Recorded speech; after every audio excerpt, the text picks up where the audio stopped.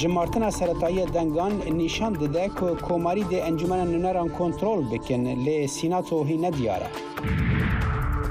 تفی تپسر کرنا هزین اولکاری خو پیشاندان سرانسری ایران بردوامن. کنفرانسا کشو هوای لمصر رونی داده سر مجارا بلندبونا آستا آوا دریای و باندورا ویل سر جیانا خلکی.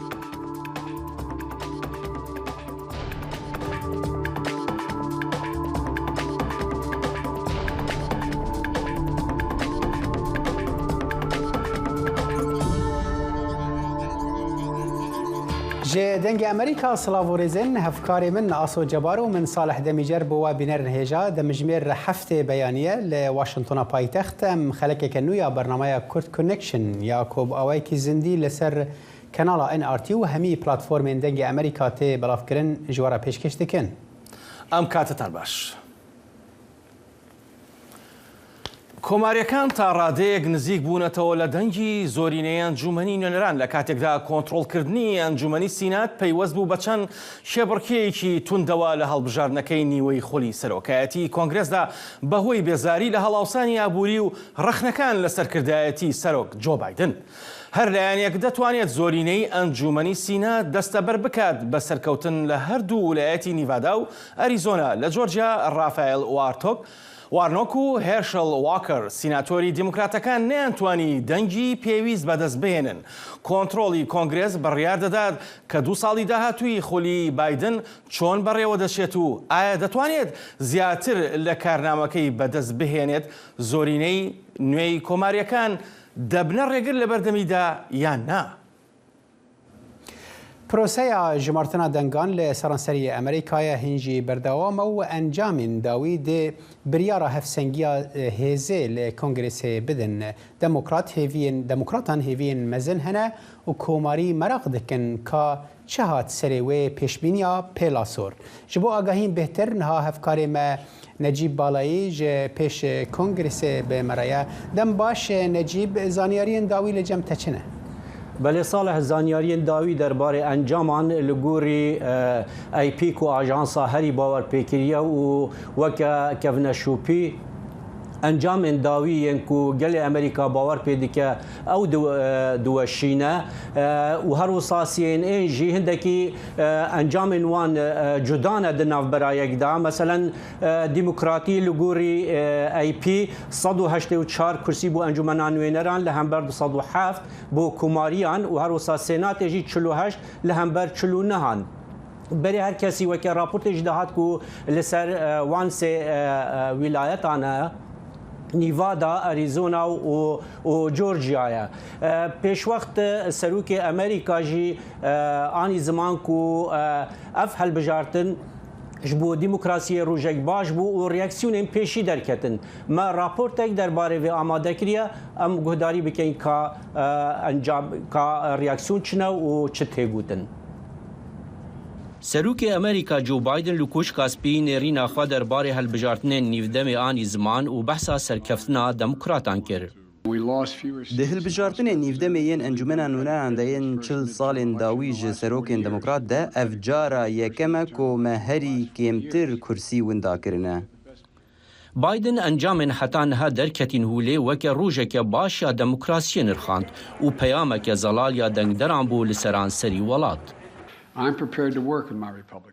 از آماده مکو به هفکارن خوین کماری را بخبتم گل امریکا زلال کر از جیوها حضر دکم و تی چاوره کرن کو کماری جی آماده بن بمن را بخبتن لعالیه دی گلک پرز درکتن کانه چما پیلین سوری ینکو کماری لبنده بون خویا نبون. هیانها جماره عجیبینه. سروکی بری امریکا دونالد ترامپ دشوا هلبجارتنا تکز لسر سرکفتنا بر بجارین کوی دستک دایه دکر. هر چند ده تخمین کرن کو گلک جوانا و تیگ بچن. لی کومارین خول همبر ترامپ را گرتی و قد داخوازا آلی کاری شوی نکری سرکفتن دانه. سپاس جبو وی سرکفتنا دیروکی.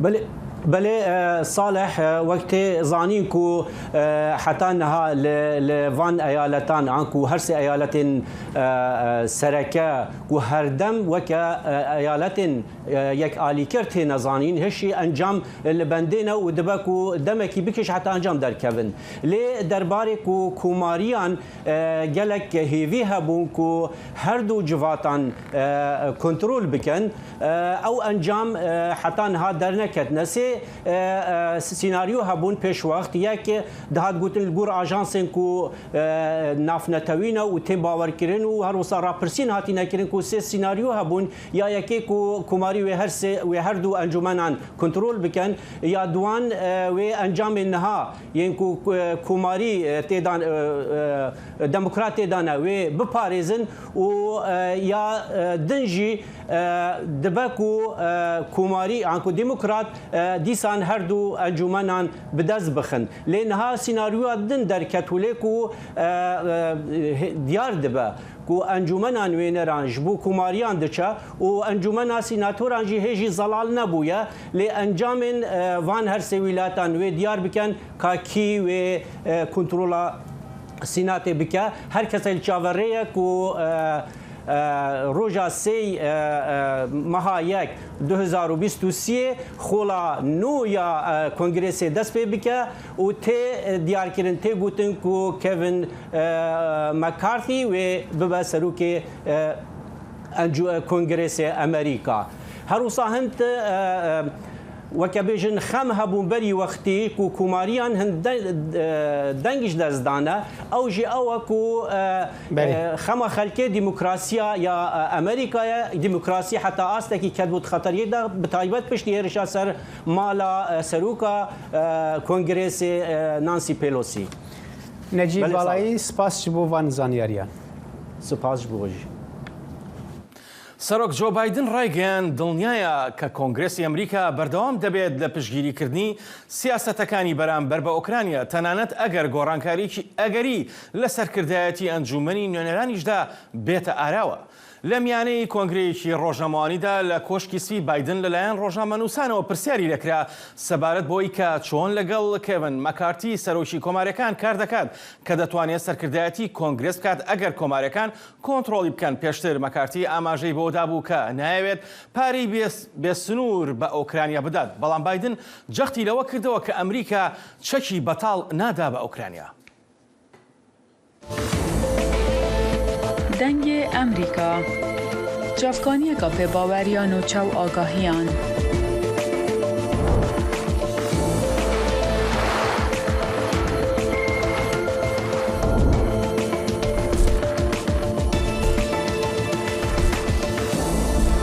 برای مالپر و پلاتفورم میدیا جواکیا دنگ امریکا بالا خوب دم پزانین و نوچین جیهانه.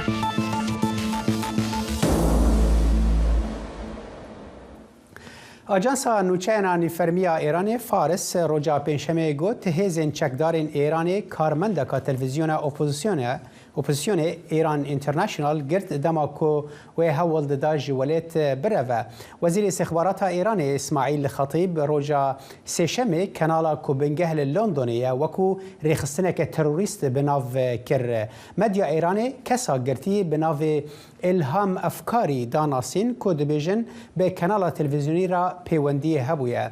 Tora nûçeyana xwendekaran ya nîfermî got ku ew xwişka Navid Efkarî ye. Werzişvanê 27 salî ye ku di êlûna 2020 de hat sêdarekirin piştî ku di sala 2018 de dixwepêşandanên dijî hikûmetê de nobedarek bi kêrê kuşti bû. Îran di wê baweriyê de ku Erebistana Siûdî piştgiriya darayî dide dezgeha nûçeyana opozisyonê ku ji destpêka xwepêşandanan ve bi berfirehî wan romal dike. Erebistana Siûdî ti daxuyanî di derbarê îddiayên Îranê de nedane. لە زوربەی شار و ناوچەکانی ئێران خۆپیشاندانی ناڕازایی هەروە دێ و بەردەوامە بە تایبەتی لە شار و شارۆچکە کوردنشینەکان هاوڵاتیانی کورد نیگەرانن بەرامبەر بێدەنگی یان هەنگاونەنانی کردەی پارتە کوردیەکان سەبارەت بەوەی بەو نیگەرانیانەش هاوکارمان پەیامنێرمان ئەحمەد زێباریمان لەگەڵدایە. ئەحمەد ئەم کاتت باش ئەحمەد خۆپیشاندەران و خەڵکی ناڕازی لە ئێران نیگەرانن لەوەی کە حیزبە کوردیەکان نەیانتوانیوە شەقامی ئێرانی بجوڵێن و خۆیان بگێن خۆپیشاندەران ئایا وایە؟ بەڵێ زۆر سپاس ئەم پرسیارە و کۆمەڵێک پرسیاری تری گرنگ ئاراستەی سەرۆک حیزبەکانی کوردستانی ئێرانم کرد ئاراستەی ئەندامانی مەکتەب سیاسی و دەفتەر سیاسی و سەرکردایەتی ئەو حیزبانم کرد کە خەڵکی زۆر نیگەرانە ئەوان پێیان ڕاگەیاندم کە پلانی ئەوان لە نێوخۆی ئێرانە لە نێوخۆی ئێران گەشە بە خۆپیشاندانەکە دەن زیاتر واکەن کە خەڵکی بێنە سەر شەقامەکان لە ڕێگەی ئەندام و لایەنگراکانی خۆیان لە نێو ئێرانەوە کە لە نێو خۆپیشاندەرانن دروشم دەڵێنەوە دەنووسن لەسەر دیوارەکان خەڵکی هان دەدەن داوا لە خەڵکیەکەن کە بە هەر جۆرێک بێت بەشداری لە خۆپیشاندانەکان بکەن بە هەر کەرەستە و ئامریک ڕوبەڕووی کوماری ئیسلامی ئێران ببنەوە ئەوان دەڵێن ئێمە دانا بڕاوین لە خەڵک بەردەوام لەگەڵ ئەوان بووین یعنی تەنانەت ئاسۆ کە من وتوێژێکم کرد لەگەڵ یەکێک لە کاربەدەستە باڵەکانی حیزبە کوردیەکان دوێنێ شەو بە ئەستەم گەیشتومەتە لای لەبەر ئەوەی وەک ئەوان دەڵێن مەترسیان لەسەر لە هەرێمی کوردستان تەنانەت دوێنێ شەو فڕۆکەیەکی درۆن بە درۆن لەسەر بنکەکانی ئەوان سۆراونەتەوە لە هەرێمی کوردستان بەردەوام مەترسیان لەسەر کۆمەڵێک مۆبایلەکانی خۆیان دەرهێنا پێشانیان دەم کە هێرشی سایبەریان لەسەرە بۆیە ئەوانیش لە هەرێمی کوردستانیشدا مەترسیان لەسەر ئەوان دەڵێن بە دوو هۆکار ئێمە ناتوانین بە چەکەوە بچینە نێو ئێران یەکێک لەوانەی ئەوەی کە بیانونە دەینە دەست کوماری ئیسلامی ئێران ڕوبەڕووی خۆپیشاندەران ببێتەوە بە چەکی قورس و دژمە مرۆڤایەتی هەروەها بۆەوەی هێرشی سەر خاکی عێراق نەکاتن بە بیانووی ئەوەی کە ئێمە لێرەوە ڕۆشتونەتەوە نێو کوماری ئیسلامی ئێران و لەوێ ڕوبەڕووی کوماری ئیسلامی ئێران بووینەوە من وتوێژێکم لەگەڵ حوسێن یەزدان پەنا سەرۆکی پارتی ئازادی کوردستان کردووە وردەکاری زیاتر لەو توێژەدایە بینەرانمان سەرنجیان ڕادەکێشین بۆ ئەو توێژە دەتوانن بینەر بن ئێمە خۆمان وەک پارتی ئازادی کوردستان و وەک یەکینەکانی سوپای میلی کوردستان هەروەکو سەدانوی دۆکە ڕەنگە جەنابەت بە شێشیانت بینی بێ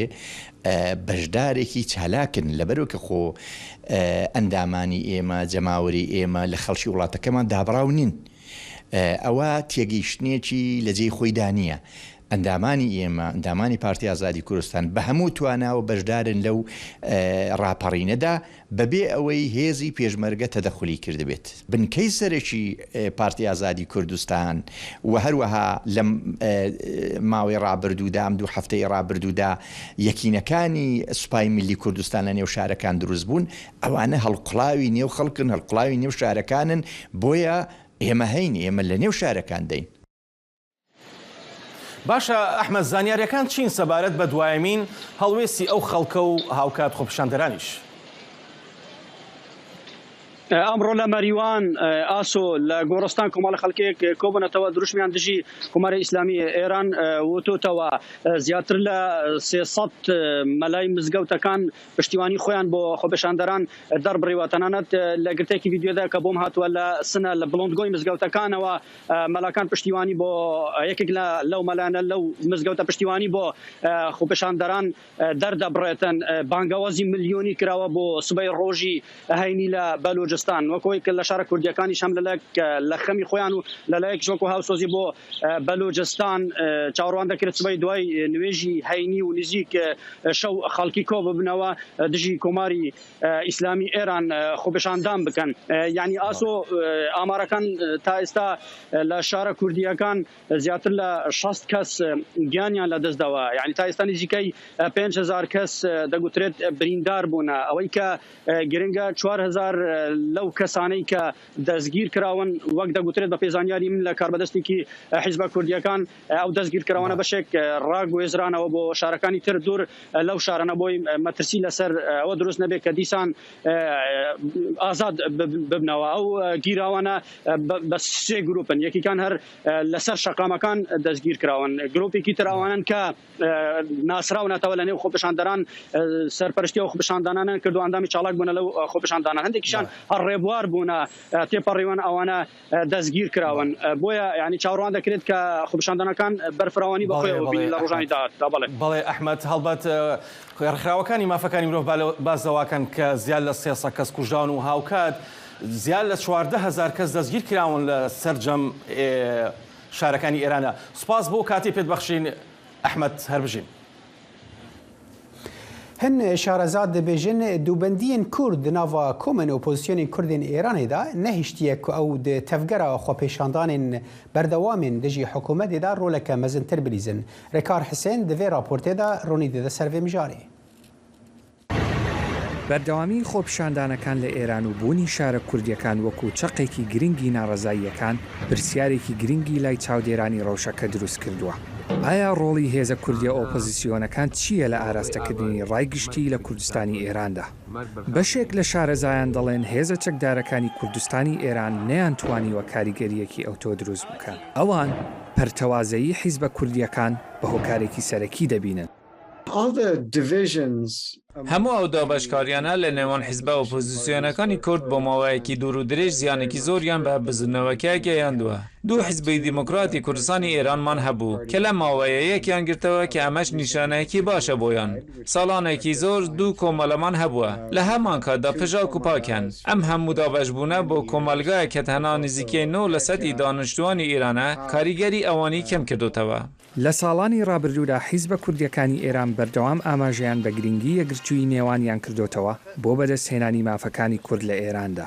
مانگی هەشتی ئەم ساڵ هەر یەکە لە حیزبی دموکراتی کوردستانی ئێران و حیزبی دموکراتی کوردستان بڕیاری یەکگرتنەوەیاندا دوای نزیکی 15 ساڵ لە لێکترازان. بە بڕوای شارەزای ئەمریکی دەیڤید ڕۆمانۆ سەرەڕای ناکۆکی حیزبە کوردیەکان گواستنەوەی چالاکیەکانیان بۆ دەرەوەی ئێران کاریگەری هەبووە لە سەرکەمبوونەوەی ڕۆڵیان لە خۆپیشاندانەکاندا.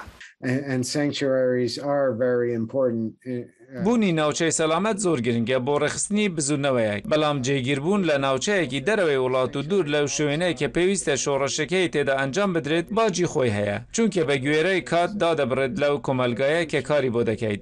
هەمان شتمان بینی لە بزوونەوەی فەلەستینیەکان. ئەمە لە کاتێکدایە کە بە گوێرەی نوێترین ئاماری ڕێکخراوی مافەکانی مرۆڤی ئێران ژمارەی کوژراوەکان لە خۆپیشاندانەکانی ئەو وڵاتەدا بەرز بۆتەوە بۆ زیاتر لە 300 کەس.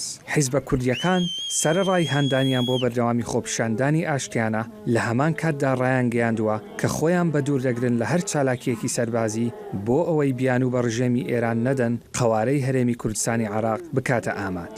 ڕێکار حسێن، دەنگی ئەمریکا، واشنگتن. لە زۆرێک لە شارەکانی ئێراندا خۆپیشاندەران داوای کۆتایی هێنان بە ڕژێمی کۆماری ئیسلامی دەکەن. دوای نزیکەی 2 مانگ لە ناڕەزایەتیە گەورەکان ئەم شەپۆ لە ناڕەزایەتیە پێدەچێت جیاواز بێ لە جوڵانەوەکانی پێشوو کە لەلایەن هێزە ئەمنیەکانی ئێرانەوە سەرکوت دەکران. زیندانیکردن و سەرکوتکردن و کوشتنی خۆپیشاندەرانی ناڕازی ئایا دەبێتە ئاڵنگاری یان نا؟ پاش نزیکەی 2 مان لە ڕژانە سەر شەقامەکان و ناڕزایەتی دەربڕین بەرامبەر بە سەرکردایەتی وڵاتەکەیان، ئێرانیەکان دەڵێن ئێستا هێزەکانی ئاسایشی بەبێ جیاوازی گازی فەرمێسکڕێژ و ڕاستە و خۆ گولەش دەست بە قەڵەباڵغی و تەنانەت ماڵەکانی خەڵقیش بەکاردەهێنن. ناڕزایەتیەکان لە ناوەڕاستی مانینەوە دەستی پێکرد کاتێک پۆلیسی ڕەوشتی ئێران ژنێکی تەمەن 22 ساڵیان بە ناوی ژینە ئەمینی دەستگیر کرد بەهۆی گوایە جلی و بەرگی ناشیاوەوە. دوای 3 ڕۆژ ئەمینی لە نەخۆشخانەیەکدا لە کاتی دەست بەسەری پۆلیسدا گیانی لە دەستدا. ئێران بە فەرمی ڕایگەیان مردنی ئەمینی بەهۆی جەڵتەی دڵ بووە لە دەرئەنجامی کەوتنی، بەڵام ئەمجەد ئەمینی باوکی ژینا بەدانی ئەمریکای ڕاگەیاند ئەوە نادروستە و پێش دەستگیرکردنی هیچ کێشەیەکی تەندروستی پێشوەختەی نەبووە. مردنی ئەو کچە وێنایەکی بۆ بزوتنەوەیەکی جیهانی بۆ مافەکانی مرۆڤ دروست کرد. ئەو بوو کە ئێرانیەکان ڕژانە سەر شەقامەکان و بەڕفتارێکی جەماوەری دروشمی مەرگ بۆ خامنەئی ئاماژە بۆ ڕێبەری باڵای وڵاتەکەیان هەڵگرت. پاشان خۆپیشاندانی جیهانی بە دوای خۆی داهێنا و بە پێچەوانەی قۆناغەکانی پێشووی پشێوی لە ئێراندا وەکو بزوتنەوەی سەوزی هاوینی 2009 کە ناڕزایەتی بەرامبەر هەڵبژاردننی سەرۆکایەتی دەربڕی. خۆپیشاندانە جەماوەریەکانی دوای مردنی ئەمینی هیچ ڕێبەرایەتیەکیان نییە. ئێرانیەکان دەڵێن ئێستا حکوومەت ڕووی کردۆتە زیندانیکردنی خۆپیشاندەران و تەنانەت ئەو پارێزرانەی بەرگریان لێ دەکەن. زۆرێکیان لە زیندانی ئەڤینی تاران بند دەکرێن کە بە شوێنی زیندانیانی سیاسی بەناوبانگە. لە مانیدا ئاگرێک بەشێکی لەو گرتوخانەیە گرتەوە و گەواهیدەران باسییان لە تەقەکردن لە ناو زیندانەکەدا دەکرد. سیامەکدی قامبور پەیامنێری دانی ئەمریکا لە ڕێگەی تەلەفۆنەوە لەگەڵ زیندانیەک لە ئێران قسەی کردبوو کە لە گرتوخانەی ئەڤین ماوەیەکی بەسەر بردبوو. ئەو قسەکانی کۆماری ئیسلامی کە گوایە زیندانیەکان هەوڵی هەڵاتنیان داوە بە درۆ دەخاتەوە و دەڵێت هیچ ڕێگەیەکی دەربازبوون لە گرتوخانەی ئەڤین نییە. ئەو باس لە دەرگای کەنزایی قورس و هەروەها پانتایی زەوی بەرفراوان دەکات کە تەنانەت ئەگەر ئەو دەرگایش ببڕن ئەوە زیندانیەکان دەبوو ڕێگایەکی دوور و درێژ ڕابکەن کە لە کۆتاییدا بەردەستی پاسەوانەکانە کەوتن. بەڵام گەنجاری ئێرانی ئەمڕۆ زۆربیان ئەلمانین و لە بنەڕەتدا ناکۆکن لەگەڵ حکوومەتێک کە داوا لە ژنان دەکات حیجاب بپۆشن، ئەو یاسایی کە بووە هۆی دەستگیرکردن و مردنی ئەمینی. ئێرانیەکان دەڵێن نازانن بۆ لەمە دوا چی ڕوودەدات و تا چەند وەڵامدانەوەی ڕژێم بۆ ناڕزایەتیە زۆرینە ئاشتی خوازەکان پەرەدەسێنێت. شایان پاشا بۆ راپۆرتی ئارش عەرەبسادی، دەنی ئەمریکا، واشنگتن. دەنگی ئەمریکا سەرچاوەی متمانە پێکراوی هەواڵ و زانیاری.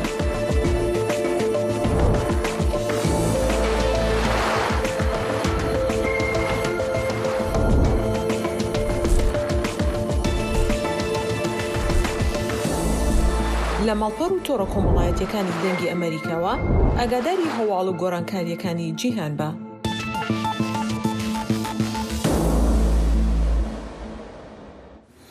ئەم نهاژی دەچن جەم هەفکاری خوا بەڵێن ساڵح و بە شێوەیە لەگەل ڕووداوەکان کە تێدا ڕۆنی دەدە سەر گرتنا سەرۆکە یەکێتیا پزیشکên تورکیە شەبنەم کرۆر فێنجانجی و کارڤەدانên گرتناوی. خۆشهاتنەوە بۆ لەگەڵ ڕووداوەکاندا دۆسیی بەکارهێنانی چەکی کیمیایی لەلایەن هێزە سەربازیەکانی تورکیاوە دژ بە گەریلاکانی پارتی کرێکارانی کوردستان لە دەرەوەی سنوورەکانی تورکیا بۆتە بابەتێکی گەرم و گوڕی ناوخۆی تورکیا و داوای لێکۆڵینەوەش دەکرێت.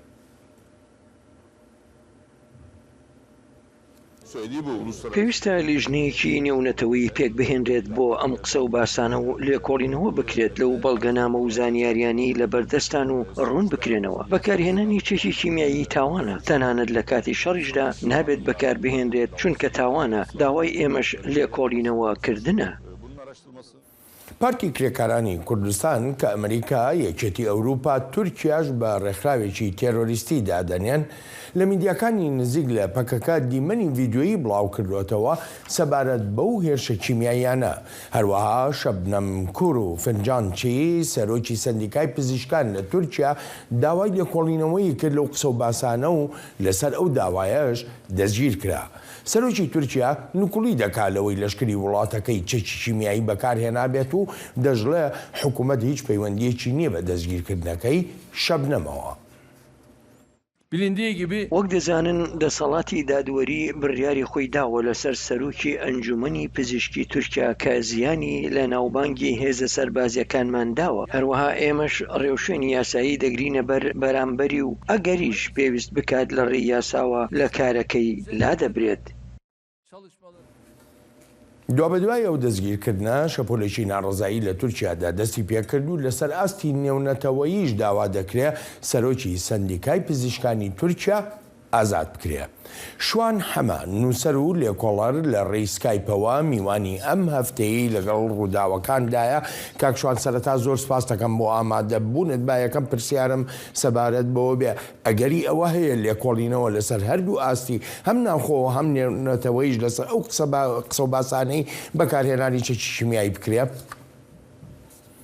سپاس بۆ تۆ کاک بەڵێن بە بڕوای من بەڵێ ئەگەری هەیە بەو ئەرگومنتەی کە ڕێکخراوی IPPNW ئەوەی دەستی پزیشکانی نێودەوڵەتی بۆ ڕێگرتن لە جەنگی ئەتۆمی داوای لێکۆڵینەوە ئاکات و هەندێ بەڵگەی ناڕاستە و خۆی خستووەتە ڕوو و لە راپۆرتەکە ڕەنگە بەڕێزیشت بینی بێتت ئەوەی کە زۆر سەرنجی منی ڕاکێشا ئەو ڕێکخراوەیە کە زۆر متمانە پێکرا لە ئاستی جیهانە و ساڵی 2017 پاتی نۆبڵی ئاستی وەرگردووە. لە راپۆرتەکەیە باس لەوە ئاکا کە وەزیری دەرەوەی وەزیری بەرگری تورکیا خلوسی ئەکار ساڵی پار لە پەرلەمانی تورکیا دانی بەوە داناوە کە گازی فرمێسکڕێژیان دژی گەریلاکانی پەکەکە بەکاری هێناوە و لە راپۆرتەکە هاتووە نووسراوە کە ئەمە پێشێلکاریەکی ئاشکرای ڕێکەوتنی بەرگرتنە لە بەکارهێنانی چەکی کیمیایی. ئەمە بەڵگەیەکی نێودەوڵەتیە و وەکوتم ئەو ڕێکخراوەیەکی جیهانیە لەسەر ئاسی ناوخۆی تورکیا. لە راپۆرتەکەتانە ئاماژەتان بە هەندێک زانیاری گرنگ کرد، بەڵام ئەوەی پێشهاتی نوێیە نوێترین لە پەرلەمانی تورکیا ئەندامێکی پەرلەمانی پارتی کۆماری تورکیا جەهەپە ئەو ئەندام پەرلەمانە باس لە ناو پەرلەمانە داوای لێکۆڵینەوە کرد و ئێستا لەلایەن داواکاری گشتی تورکیاوە دۆسیەی بۆ کراوەتەوانێت کە گوایە پشتیوانی لە تیرۆرەکە. کاکشوان ئەگەر یارمەتیم بی ئایا وڵاتانی جیهان لە کاتێکا کە دادەنێن بە گرنگی استراتیژی وڵاتێکی وەکو تورکیادا ئەمە لە ئەوروپاشدا هەیە لە ناو هاوپەیمانەتی ناتۆشدا هەیە پێت وایە دەستبەرداری ئەو جۆرە گرنگیەی تورکیا بن و خۆیان باسی دەکەن لە پێناو لێکۆڵینەوەیکی لەو شێوەیەدا؟ ینی لێکۆڵینەوە لەسەر ئاسی جیهانی مەرج نییە ئێستا سبەینێ هەفتەیەک مانگێکی کە ڕووبات مەرج نییە ڕەنگە ساڵی داهاتوو ڕووبات، بەڵام ئێمە ینی ئەزمونمان هەیە لە کیمیابارانکردنی هەڵەبجە و پرۆسەی ئەنفال لە باشووری کوردستان جیهان تا ڕادەیەکی زۆر بێدەنگ بوو، بەڵام کاتی ئاڵوگۆڕ ڕوویدا ئەو دۆسیانە کەوتنەوە سەر و جاریشکە هەتا ئێستا زۆرێک لە پەرلەمانەکانی ئەوروپا دانیان بەوە داناوەکە کیمیابارانکردنی هەڵەبجە ئەوەیە تاوانی کۆمەڵکوژیە، بۆیە ئەوە کاتیەوێ، بەڵام جێگیرکردنی ئەو دیکۆمنتانە ئێستا بە بڕای من لەسەر ئاستی جیهانیا و لەسەر ئاستی دادگا جیهانیەکان بە بڕایم زۆر گرنگە کە لە ئێستا جێگیر بکرێ و هەر ئێستا جێگیر کراوە بە بڕای. بەڵێ کاک شوان ئاماژە بەوە دەکەی دەڵێی دەشێت کات بخایەنێ ئەگەر هاتبا و سەدام حسین لە ساڵی 1990 هێرشی نەکرد بایەتە سەر کوێت ئەگەری ئەوە هەبوو کە جارێککە هەم چەکی شیمیایی بەکاربێنێتەوە هەم قۆناغێک لە قۆناغەکانی ئەنفالیش ینی درێژە پێ بدا. جا پرسیارەکەم ئەوەیە ئەگەر بێت و دوا بکەوێ ئەم بابەتە چەندێک کاریگەری دەبێ، ئایا چ متمانەیەک هەیە ئەگەر تورکیا وهای کردبێ و چەکی شیمیایی بەکاربێنێ جارێککە بەکاری نێنێتەوە بە کورتی تکایە؟ پرسیارێکی زۆر جوانە، بەڕاستی کۆمەلگای نێودەوڵەتی بەرپرسیارەتێکی گەورەی ئەخلاقی و یاسایی لەسەر شانە کە ئەگەر ئێستا بێدەنگ بێ و دەستەواڵایی تورکیا لە بەرامبەر بەکارهێنانی چەکی کیمیاویە بۆ ئێستا و بۆ ئایندەش بە هەمان شێوەی مانگی ئۆکتۆبەر و مانگەکانی پێشوو بێ، بە بڕای من بەڵێ تورکیا بەردەوامێ بێت لەسەر ئەو تاوانانەی خۆی و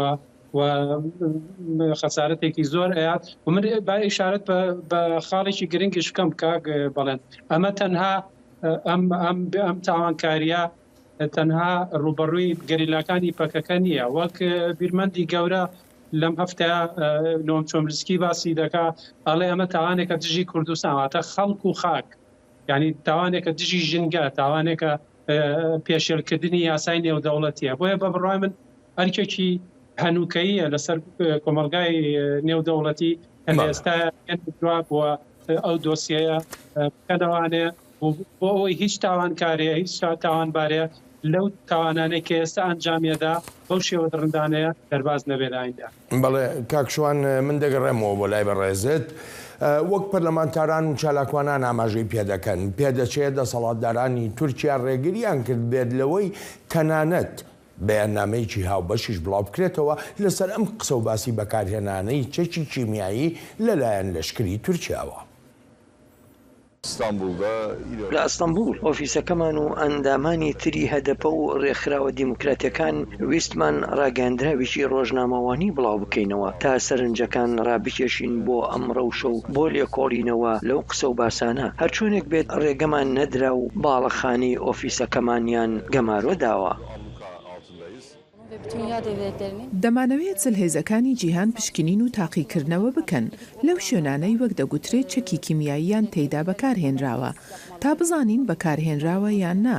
نامانەوێت هیچ لایەک چەکی کیمیایی بەکار بهێنێت، نە دەوڵەت و نە هیچ لایەک، چونکە کارێکی نامرۆڤانەیە. کاکشوان ئەم جۆرە قسە و باسانە کە باز لە بەکارهێنانی چەکی کیمیایی دەکات لەلایەن لەشکری تورکیاوە بێلەوە لە ناوخۆی وڵاتەکەدا شەپۆلێکی تری سەرکوتکردن بە یاسا و یاخو بەکارهێنانی یاسا بۆ سەرکوتکردنی خەڵک یەکێک لەوانە یاسای زانیاری هەڵە و چەواشەکاریە یاخو یاسای ڕێکخستنی تۆڕەکانی سۆشیال میدیایە. ئەمانە چەندێک ئۆپۆزیسیۆنەکانی تورکیا دەخاتە بەردەم بەرپرسیارەتی وەرگرتنی هەڵوێستێکی نوێ بەرامبەر بە حکوومەتەکەی ڕەجەب تەیب ئەردۆغان. بەبڕا من ئۆپۆزیسیۆنی تورکی تا ئێستا وەک پێویست کاریگەری نییە لە بەرامبەر پارتی دەسەڵاتدار ئاک پارتیا. بەو بەڵگەی کە کەمێ پێش ئێستا باسم کرد پەرلەمانتاری پارتی کۆماری سیزگین تانزیکولو لە پەرلەمان باسی ئەوەی کرد کە پێویستە لێکۆڵینەوە یان داوای ئەوەی کرد لێکۆڵینەوە لە بەکارهێنانی چەکی کیمیایی بکرێت. دۆسیە یاسایی بۆ کراوەتەوە و پارتەکەی پشتی تێکرد و پشتیوانی نەکرد. بۆیە بە بڕای من ئۆپۆزیسیۆنی تورکی ڕەنگە بڵێم هەدەفی لێ دەرچێ ئۆپۆزیسیۆنێکی زۆر شەرمنە و ڕەنگە هەندێ لایەنی تر بۆ نمونە میدیای تورکی ئەوەی ماوە کە پیشەیی کار دەکات ڕەنگە ئەوانە بتوان بە جۆرێک کاریگەری دانێن. لە چەند ڕۆژی ڕابردووە وەزیری دەرەوەی تورکیا مەولود چاوشئۆغلو پرێس کۆنفرانسێکیە بوو سەبارەت بە بودجەی ساڵی داهاتوو. یەکێک لەو پرسیارانەی ڕۆژنامە نووسەکان ئاراستەیان کرد پشتڕاستکردنەوە یا ڕەتکردنەوەی بەکارهێنانی چەکی کیمیایی بوو. بە بڕای من ئەوەش پێشاتێکی نوێیە چونکە چاوشئۆغلو باسی لەوە کرد بۆ یەکەم جار ئەڵێ ئەگەر پێویست کات و لێکۆڵینەوە لەسەر ئەو دەنگۆیانە دەکرێت بە جۆرێک کە کەس نەتوانێت تۆمەت بۆ سوپای تورکیا دروست بکات. ئەمەش خۆی خۆیاردانپیانەکی ناڕاستەوخۆیە کە ڕەنگە ئەگەر فشارەکان لەسەر تورکیا سەراسی نێودەوڵەتی لە سەراسی ناوخۆی زۆرتر بێ ڕەنگە بە جۆرێک لە جۆرەکان حکومەتی تورکی ناچار بێ بە لێکۆڵینەوە لە بەکارهێنانی چەکی کیمیایی دژی گەرەلاکانی پەکەک. لەسەر ئاسی ناوخۆ کۆمەڵە فشار هەیە لەسەر تورکیا، لەسەر ئاسی نێونەتەوەی بە هەمان شێوە کۆمەڵە فشار هەیە لەسەر تورکیا. ئەمانە چەندێک کاریگەریان دەبێ بەسەر پرۆسەی هەڵبژاردنەکەی ساڵی 2023 ئەگەر کرا 2023 ببوورە. ئاماژەیەکی جوانە ئەگەر کرا چونکە چاوەڕێەوە ئاکرێت سیناریۆ دروست بێ لەبەرەوەی پارتی داد و گەشەپێدان ئاک پارتی لە دۆخێکی خراپدایە و ڕەنگە ئەردۆغان لە هەڵ نەبژێرێتەوە جارێکی کە بە سەرۆکی تورکیا بۆیە هەموو ئەگەرێ لەبەر دەما. بەڵام بە بڕای من فشارەکان تاکان ئێمە نزیکتر بینەوە لە وادەی هەڵبژاردنەکانی ساڵی داهاتوو ئەو پرسە هەستیارانە زیاتر ئەو ڕوژێنێ و حکومەتیش زیاتر دەستی تونترە کاتەوانێت لە زیندانیکردنی ڕۆژنامەنووسان و هەتا لایەنە ئۆپۆزیسیۆنەکانیش. منە بە ئیشارە بە خاڵێکی زۆر گرنگ بکەم کە سەرنجڕاکێشە بە هاوکاک بڵێن لە دیداری سەرۆکی تورکیا تایب ئەردۆغان و سەرۆکوەزیرانی سوید کە هەفتەی ڕابردوو بەڕێوە چوو لەناو کۆمەڵێ پەیوەندی نێودەوڵەتی بینی دوو وڵات لەسەر ئاستی پەروەردەیی و کلتوری و هونەری و ئابووری و سیاسی ئەوانە سەرۆکی تورکیا داوای ڕادەستکردنی یەک ڕۆژنامەنووس لە سویدەکانە کە ڕادەستی تورکیاکەنەوە. پێم وایە سەرۆکی تورکیا حساسیەتێکی زیاد لە پێویستی لە بەرامبەر خەڵکی ئەکادمیست و خەڵکی ڕۆژنامەنووسدا هەیە. هەر بۆیە ئەو خانمی فنجانچی کە سەرۆکی دەستی پزیشکانی تورکیا دۆسیە بۆ دەتوانێ و زیندانیە کرێەوە گوتم ئەندامی پەرلەمانی پارتی کۆماری کە ئۆپۆزیسیۆنە لە تورکیا و پارتێکی تورکیا پامان شێوە دۆسیە بۆ کراوەتەوانێ و زۆرێک لەو ڕۆژنامەنووسانی کە زینداندا. بەڵێ کاکشوان سپاس و پێزانینم بۆ بەشداریەکەت زۆر سپاس دەکەم. ئەلبەتە ئازیزانم سپاس بۆ ئێوەی ئازیز و تا هەفتەی ئایندە و لەگەڵ ڕووداوێکی نوێدا ڕێز و خۆشەویستی بەڵێن ساڵح پەسەند بفەرمونون. برنامه هفترنگ برنامه کنری یا بشی کردی لدنگی امریکایی از لقمان احمد هر دو هفتی جارکی و بم گرکی ناو اختی چاندو نرارنگی بمرنه.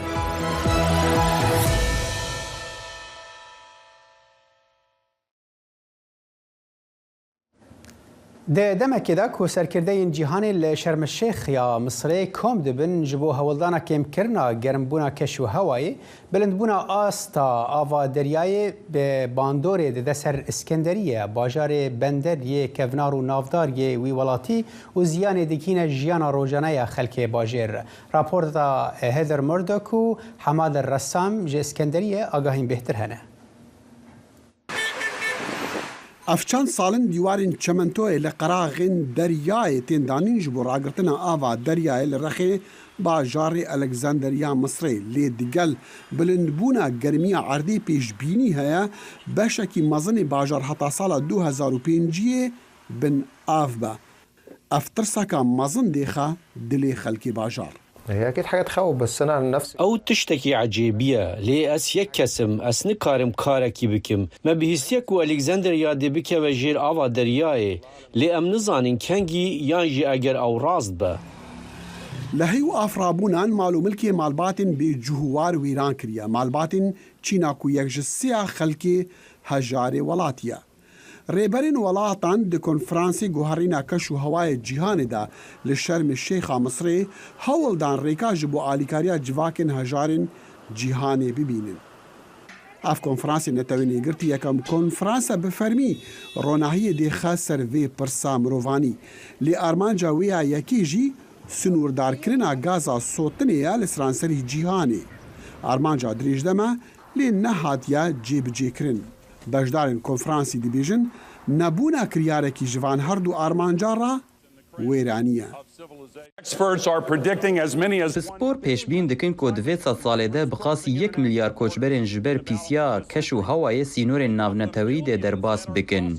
Hizra bi milyonan bike ku niha sînoran derbas dikin. Hizra kerbûkîn û popülîzma li dijî wan bike. Li pêş çavê xwe deyne ku milyarek penaberên ji ber pîsiya keş û hewayê dê çi bikin. لهی آگر و پیلن گرمی یه نپیشبین کری لجیهانی پر بونه. پسپور پیشبینین خرابتر جیدی کن اگر گرمیا عردی بوی آوائی بلند ببه. خلق هجار الکساندریا جی دزانن ولاتین دولمندین جیهانی برپرسین زیانینا. بسبب الصناعات بتاعتهم هم اللي ملوثين المناخ الدول الفقيرة ولاتن بيش دي كيفن ولاتن هجار او فابريكنين جينجه قريجي بكن ولاتن دينوي برزغريكي دي افرينن ودوي او بر برسياريا چاره سركرناوي بن فعلا هم اللي يكونوا مسؤولين عن كل ده. هفدم جوتیار المصری جی دی پرسن گلو اوی بکار بن چاندنی لی بیابانا بکن لدمی کو تایبتمند نتوین اگرتی پیشبینی دیکن کو بلندبونا آست آوا دریایان دی نیوا برهمی چاندنا ولاتی وان دی 4 سالین داهاتی دا بده برخوا. راپورت حماد الرسام از داخل شمو دنگی امریکا. وتەبێژی نووسینگەی ڕێکخراوی مافەکانی مرۆڤی سەربەنەتەوە یەکگرتوەکان داوای لە حکوومەتی میسر دەکات چالاکوان و بڵۆگەری بەڕەگەز میسری و هاوڵاتیکی بەریتانیشە عەبد ئەلفەتاح ئازاد بکات و نیگەرانیەکانی سەبارەت بە تەندروستی ئەو چالاکوانە زیاتر دەخەنە ڕوو. علا عەبدولفەتاح چالاکوانە سیڤیلە کاریگەریەکەی میسر بەل لە چوونی بۆ دادگا لە نێو ژمارەیەکی زۆر خەڵکی هاوسۆزی ئەم بلۆکەرە مەسریە بەریتانیا لە بەردەمی دادگا بە خەڵک دەڵێ لە خەمی منداڵەکەمدا لە زیندانەکەشی 220 ڕۆژە مانی لە خواردن گرتووە نەکەراوە چەند ڕۆژێکیشە ئاو نەخواردنەوەشی ڕاگەیاندووە. ئەم ڕەوشەی چالاکوانەکە بۆ تەمای نیگەرانی خێزان و هاوڕێ و کەسوکارەکەی تەنانەت کۆمیسیاری باڵای مافەکانی مرۆڤ لە نەتەوە یەکگرتوەکان داوای لە دەسەڵاتدارانی میسری کردووە بە ئازادکردنی و نیگەرانیشە.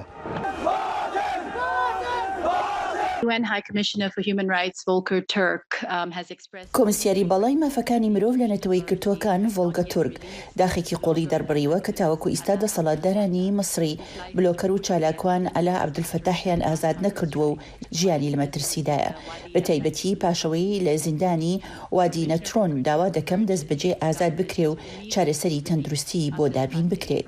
کە سوکارەکەی ئەم چالاگوانە لە هەر بۆنەیەکدا دەخوازن دەنجی ئەو بن خوشکەکەی و چالاگوانە بەریتانیەکان لە کۆبوونەوەی شارمەشێخ کە وڵاتانی دنیا باس لە کەش و هەوا دەکەن لە زیندانەکەی چالاگوانەکەشەوە مانگەتین لە ئەو خواردنەوەش ڕاگەیاندووە.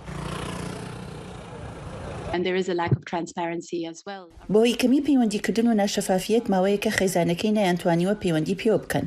ئێمە زۆر نیگەرانین و دڵمان لای تەندروستیەتی کەم و کورتی و ناڕەواییش هەیە لە هەواڵی تەندروستی. پرسیارەکەی ئەو ڕۆی کە سوکار و چالاگوانان و بەرپرسە باڵاکەی نەتەوەیەکگرتوەکانیش داخۆ چالاگوانە بەندکراوەکەی زیندانی میسر ماوە یاخودنا. کۆبوونەوەی لوتکەی COP 27 کە وڵاتانی دنیا لە شەرمەشێخی مسی کۆبوونەوە دۆسیەی چالاگوانە مەدەنیەکەش لەوێ بوو. براکەی هەر لەوێوە سەرقاڵ بووە بە هەڵمەتێکی مەدەنی بۆ ئازادکردنی براکەی لە کاتێکدا دەسەڵاتدارانی مسی بێدەنجیان هەڵبژاردووە. یحیا بەرزنجی دەنجی ئەمریکا. به هزاران رونشتوان یریوان ایوارا چهارشنبه به خطیره‌یان بر به بالیوزخانه روسیه و مشیان داکو اندامتیا ارمنستان ده هفپیمانی لشکری یا ریخستنا پیمان اولکاریا بکم ده پروتستو بکن. خو پیشاندره کی گوت ام دخوازن به تواهیت بگن که امپراتوری روسیه لگل ترکیه و آذربایجان دجمن یکمین گلن ارمنینه. ریخستنا پیمان اولکاریا بکم آنکو CSTO بلوکک به پیشنگی روسیه که جشش دولت پشتی سردم سوویت پیکته ارمنستان، کازاخستان، روسیا، بلاروسیا، قرغیزستان و تاجیکستان. سکرتێری گشتی ناتۆ ستایشی شانشین یەکگرتووی کرد بۆ پشتیوانیکردن لە ئۆکرانیا و پابەدبوونیان بە هاوپەیمانەکە وەک هاوپەیمانێکی سەرەکی و پێشەنگ. سەرۆکی ناتۆ جەختی لە گرنگی دڵنیابوون لە سەرنەکەوتنی رووسیا لە شەڕی ئۆکرانیا کردەوە وتی هاوپەیمانەکە بۆ تا ئەو کاتی پێویستە پاڵپشتی ئەو وڵاتە دەکات. سکرتێری گشتی ناتۆ ئاماژەی بەوە کرد ڤلادیمیر پوتین سەرۆکی رووسیا لە کاتی داگیرکردنی ئۆکرانیادا چەندین هەڵەی استراتیژی ئەنجام داوە لەوانە پێشبینی نەکردنی یەکگرتووی پاڵپشتی هاوپەیمانەکە بۆ ئۆکرانیا وتیشی پێویستە بەردەوام بین لە پشتیوانیکردنی ئۆکرانیا. شەقامی کوردی لە سووریا ناڕەزایی دەردەبڕن لە جموجۆڵی لایەنە کوردیەکان.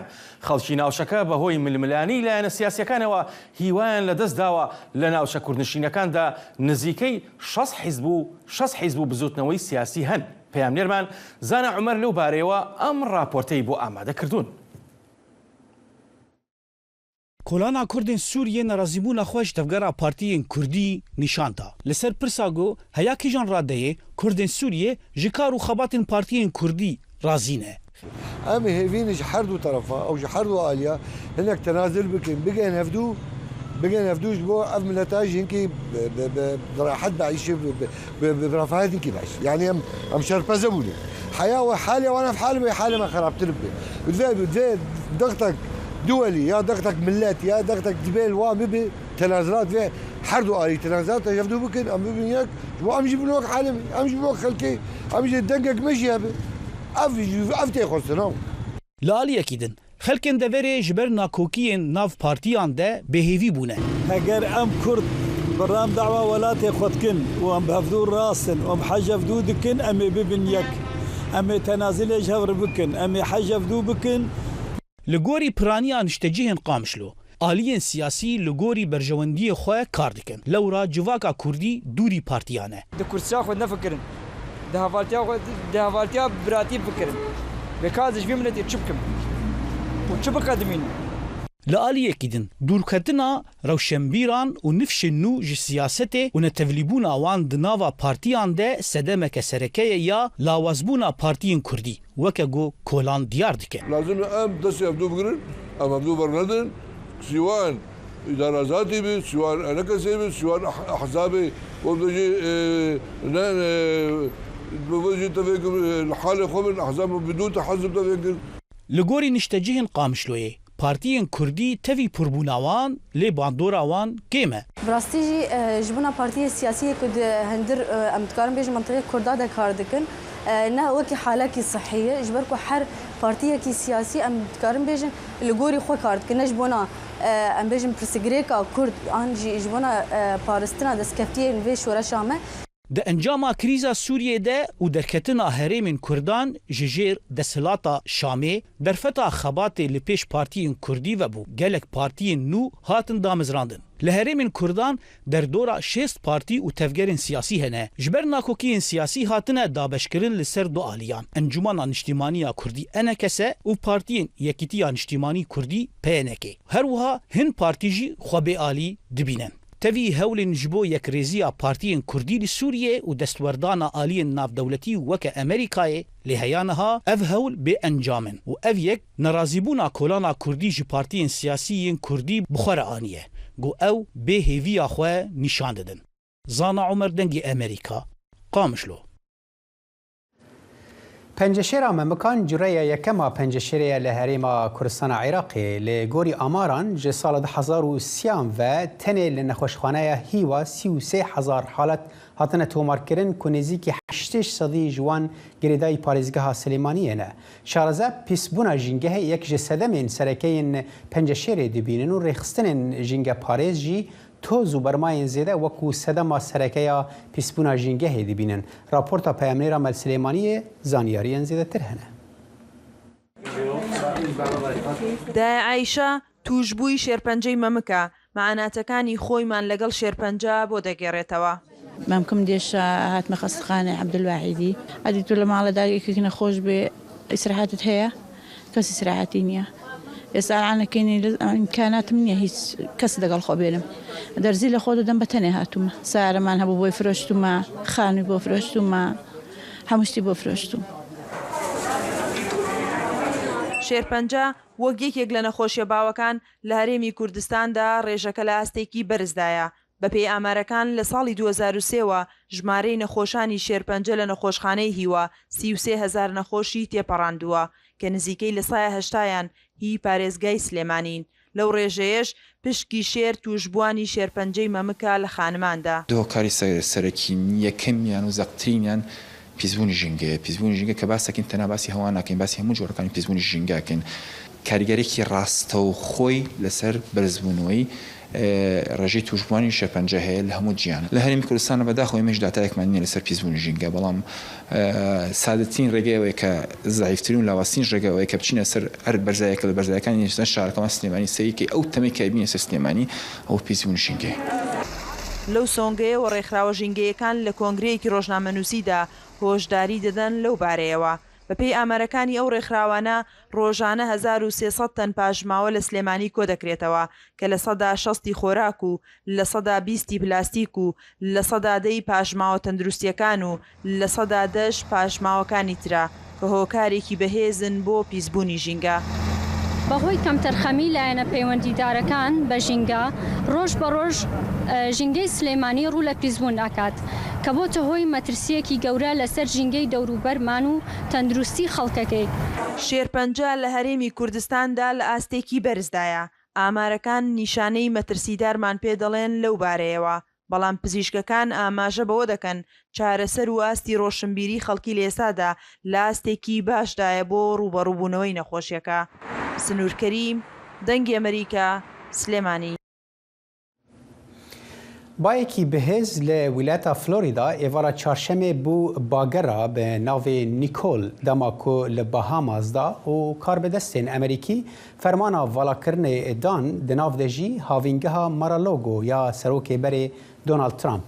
Tê çaverêkirin ku Nîkol sibeha pênşemê bigihe Florîdayê ku dikare gelek peravan wêran bike ku berê jî di meha Îlûnê de rastî bahoza êm bûn. Nîkol dê roja pênşemê û îniyê bigihe Georgia û Carolinayên Bakur û Başûr. پێشبینە کۆ لە سەرانسەری هەرێمێ بارانێکە پر ببارە. ناوەندە نەتەویە باهۆزان کۆ بنگەه لە میامیە گوت دەرەنگی چارشەمێ ناوەندە نیکۆل 125 کیلۆمەتر لە ڕۆژهڵاتێ باکوڕێ ڕۆژهڵاتێ وست پالم بیچ یە فلۆریدایە.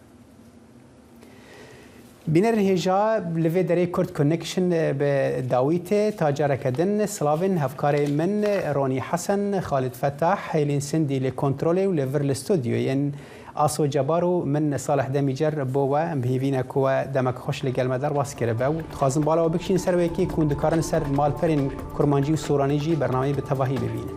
هەر شاد و بەختەوەر